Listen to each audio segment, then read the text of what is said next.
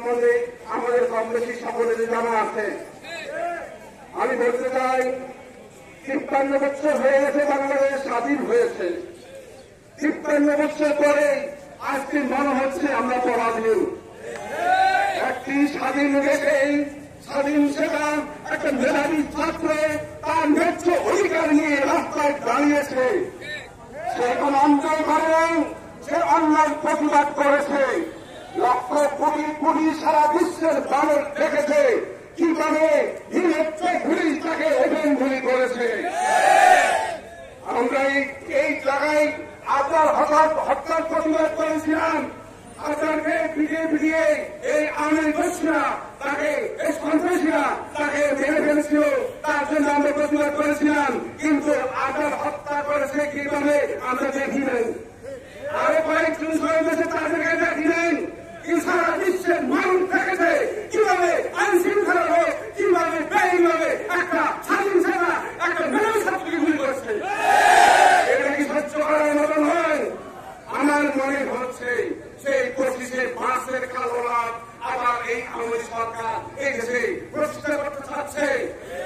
আমার সেই স্বাধীন সেনা ভাই বোনদের উপরে যেভাবে পুলিশ সন্ধ্যার পরে যেভাবে আক্রমণ করেছে, যেভাবে এখনো যেভাবে তারা রাবার বুলেট যেভাবে গ্রেনেড সাউন্ড যেভাবে তারা আক্রমণ করতেছে, আজকেও আমরা ফেসবুকে দেখেছি। এটা কোনো স্বাধীন দেশ বলা চলে না। আমরা হয়তো অনেক কিছু বুঝতেছি না। যেখানে কমদাম প্রধানমন্ত্রী বলে আমার প্রিয় ৪০০ কোটি টাকা সে মালিক হয়েছে অবৈধভাবে।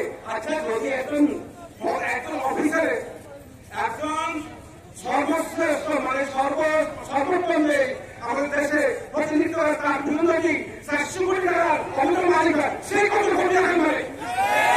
তাহলে তার সেই পছন্দ কে করবে?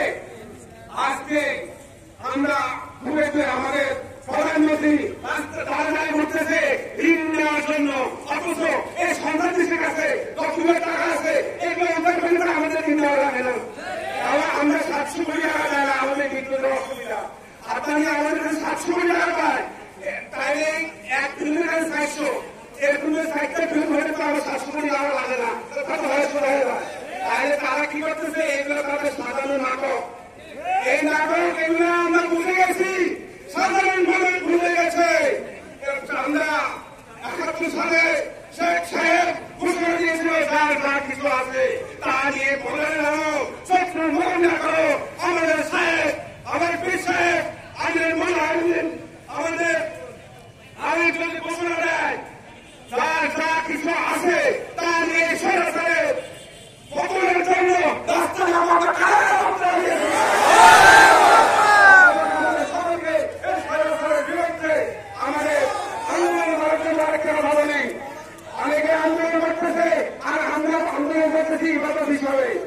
আল্লাহ আমাদেরকে সৃষ্টি করেছেন কি জন্য?